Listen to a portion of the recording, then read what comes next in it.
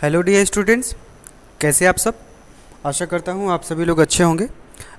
मैं आपका trainer Ajay Huawei दक्ष online classes में आपका स्वागत करता हूँ। तो चलिए आज हम बात करते हैं इनसाइड द सीपीयू कैबिनेट। ठीक है, तो कल हम लोग ने थोड़ा सा कंप्यूटर के बारे में देखा था। आज हम देखेंगे कि जो हमारा सीपीयू होता है, जो कैबिनेट होता है, उसके अंदर क्या क्या चीज़ें होती हैं। ठीक है, तो ये जब हम किसी सीपीयू का कैबिनेट ओपन करते हैं तो हमें अंदर कुछ इस तरह के चीज़ें दिखती हैं। ठीक है, तो इसमें मदरबोर्ड है, रैम है, हार्ड डिस्क है, सीडी रोम है, बहुत सारी चीज़ें इसमें हैं। तो आइए आगे इन सब चीज़ों को एक्सप्लेन किया गया है, तो बताता हूँ क्या क्या कहाँ पे चीज़ें होती हैं। देखिए जो ये बॉक्स है, ठीक है, ये पावर सप्लाई है। इसको बोलते हैं SMPS, switch mode power supply. ठीक है, तो ये क्या करता है, पूरे कंप्यूटर में पावर का देने का काम करता है। और ये जो हमारे हैं ना कार्ड्स हैं, इसमें रैम भी होता है। ठीक है, एनआईसी कार्ड्स होते हैं, रोम होता है। ठीक है, तो ये जो है यहाँ पे ये हमारा रैम हो गया, ये जो हो गया रोम का पार्ट्स हो गया। ठीक है, तो ये सारी चीज़ें इसमें दी हुई हैं। और जो कलेक्शन ऑफ वायर्स होते हैं उनको हम बस बोलते हैं। ठीक है, तो ये सारे जो वायर हैं इसको हम बस बोलते हैं। ठीक है, और यहाँ पे देखेंगे तो power supply, sound card, IC card, graphics card, सारी चीज़ इस मदरबोर्ड के अंदर होते हैं। ठीक, तो ये जो एक प्लेट होती है ना, तो इसको हम पूरा मदरबोर्ड बोलते हैं। और प्लेट के ऊपर जो जो अलग अलग कंपोनेंट्स लगे रहते हैं उनको हम अलग अलग नामों से जानते हैं। ठीक, तो ये है आपका सीडी रोम। सीडी रोम क्या करता है कि किसी भी कंप्यूटर को बूट कराने के लिए या फॉर्मेट करने के लिए सीडी का काम होता है। फ्लॉपी ड्राइव डेटा स्टोर करने के लिए होता है, हार्ड ड्राइव भी डेटा स्टोर करने के लिए होता है। पहले तो फ्लॉपी ड्राइव का यूज़ होता था, लेकिन अब नहीं होता है, अब तो हार्ड ड्राइव का यूज़ होता है। तो आप अपने ज़रूरत के हिसाब से हार्ड ड्राइव का यूज़ करते हो। आइए आगे चलते हैं।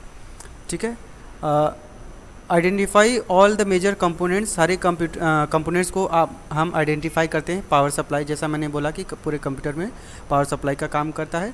मदरबोर्ड क्या है, मदरबोर्ड में सारे कंपोनेंट्स लगे रहते हैं। ठीक है, मेमोरी होता है, मेमोरी जैसे रैम होता है, रैंडम एक्सेस मेमोरी जिसको बोलते हैं, जिसे हम कंप्यूटर का ब्रेन भी कहते हैं, सॉरी मेमोरी याददाश्त कहते हैं। ठीक है, इसमें कंप्यूटर की सारी चीज़ें इसमें स्टोर होती हैं। कार्ड स्लॉट्स, जैसे कार्ड स्लॉट्स का मतलब ये कह सकते हैं कि जो आप यूएसबी लगाते हो या माइक्रो एसडी कार्ड लगाते हो। ठीक है, और कार्ड में साउंड कार्ड होता है, वीडियो कार्ड होता है, नेटवर्क कार्ड होता है जिसको हम एनआईसी बोलते हैं।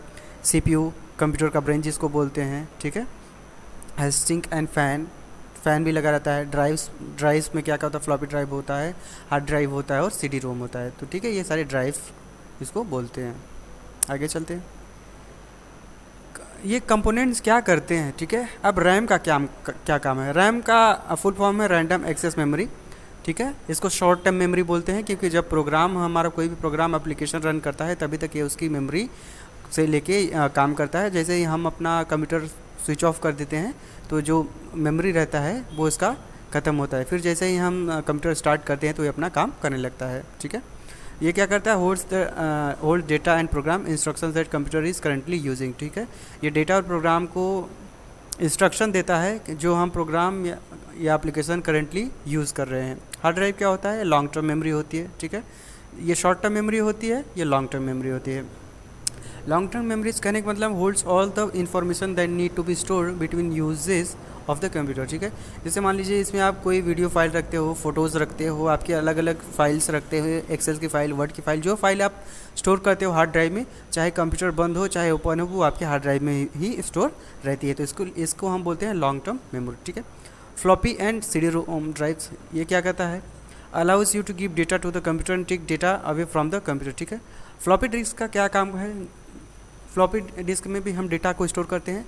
इससे हम क्या करते हैं, फ्लॉपी डिस्क में डेटा को स्टोर करके अपने बैकअप के लिए रख सकते हैं। लेकिन अब फ्लॉपी डिस्क का नहीं, अब तो पेन ड्राइव का यूज़ होता है। तो पेन ड्राइव का यूज़ हम क्या होता है बड़े अच्छे से जानते हैं, उसमें भी डेटा को स्टोर करते हैं अपनी ज़रूरत के हिसाब से। ठीक है,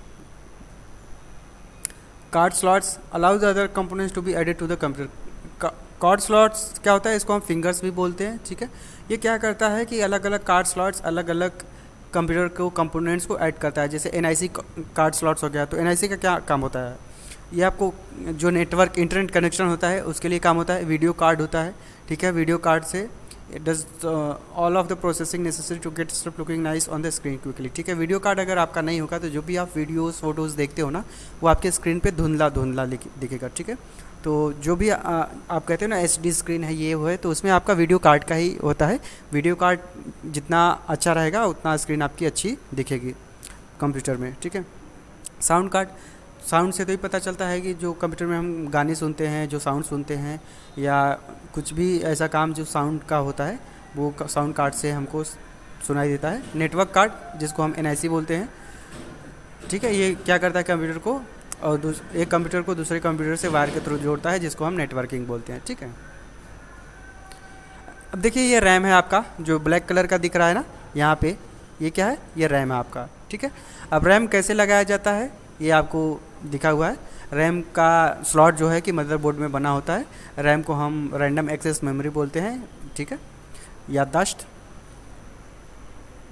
आगे चलते हैं। हार्ड ड्राइव, देखिए हार्ड ड्राइव ऐसा होता है, इसमें ही हमारा डेटा स्टोर होता है। आपने कहीं ना कहीं कभी ना कभी तो हार्ड ड्राइव को ज़रूर देखा होगा। अगर आप पीसी लैपटॉप यूज़ करते हैं तो आप हार्ड ड्राइव ज़रूर देखे होंगे।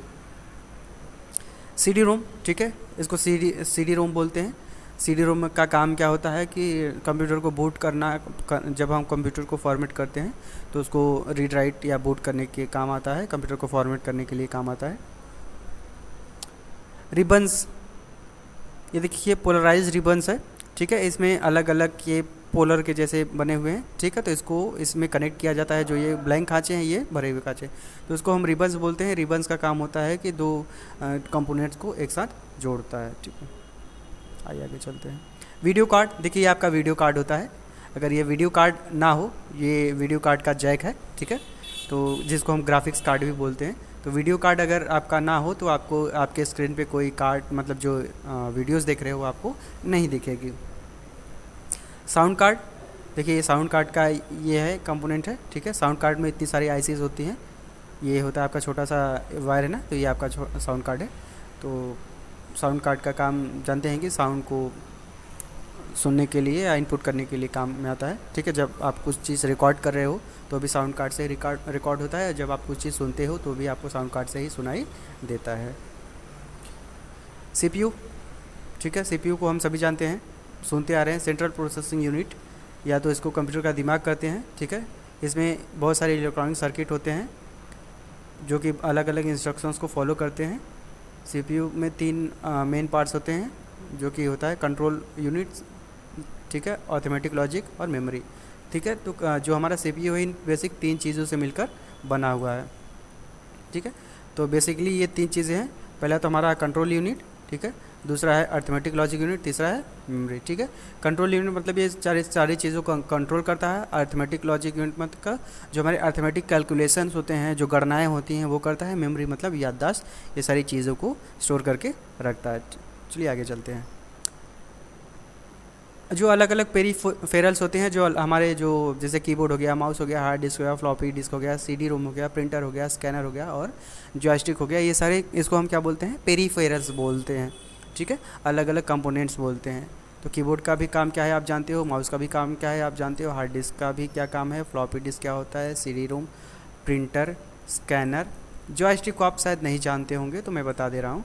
जॉयस्टिक ये है, देखिए कि जॉयस्टिक में ना जैसे हम कंप्यूटर गेमिंग करते हैं तो कभी आपने देखा होगा कि ड्रोन को जब चलाते हैं ना तो एक हैंडल के जैसा होता है, तो उसको यूज़ करके हम ड्रोन्स को या कंप्यूटर को, बहुत बड़े बड़े कंप्यूटर को यूज़ करने के लिए एक साथ, तो जॉयस्टिक का या मैक्सिमम जो यूज़ होता है ना जॉयस्टिक का वो गेमिंग में होता है। ठीक है, बड़े बड़े जो गेम्स प्ले करने होते हैं बड़े बड़े कंप्यूटर पे तो जॉयस्टिक का यूज़ किया जाता है। ठीक है, चलिए आगे चलते हैं।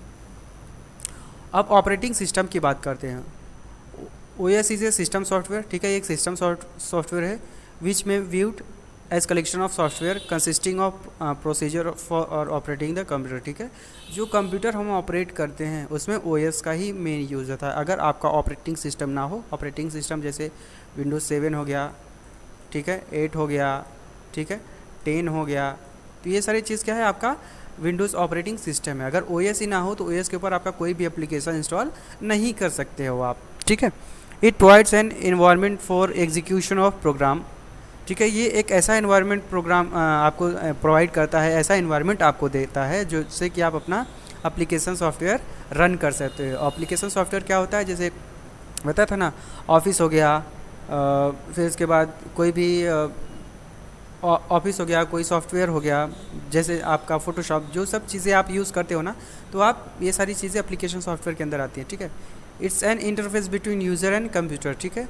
ये एक ऐसा इंटरफेस प्रोवाइड करता है जो यूज़र और कंप्यूटर से कनेक्ट करवाने का काम करता है। अगर ओएस ना हो तो आप कोई भी काम नहीं कर सकते हो, ठीक है। आइए आगे चलते हैं।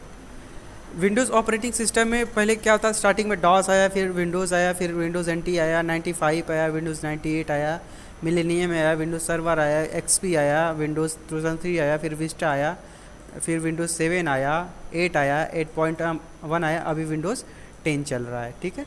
जो करेंटली हम यूज़ कर रहे हैं अभी रिसेंट में विंडोज़ 10 चल रहा है। तो विंडोज़ की शुरुआत पहले यहाँ से हुई थी, अब आके हम विंडोज़ 10 के ऊपर काम कर रहे हैं, ठीक है। तो ये सारी चीज़ें हैं जो कि हम यूज़ कर रहे हैं। तो ये ऑपरेटिंग सिस्टम की हायरार्की थी। आपने शायद बहुत इसमें से बहुत कम ही सुना होगा, आपने आई होप कि विंडोज़ 7, विंडोज़ 8.1 और विंडोज़ 10 ही सुना होगा, लेकिन इसके पहले भी इतने ऑपरेटिंग सिस्टम आ चुके हैं, ठीक है। तो चलिए आज की क्लास यहीं पे ओवर करते हैं। आई होप कि आपको क्लास समझ में आया होगा। अगर आपको कोई भी डाउट हो तो आप मुझसे पूछ सकते हो। थैंक यू, क्लास ओवर करते हैं।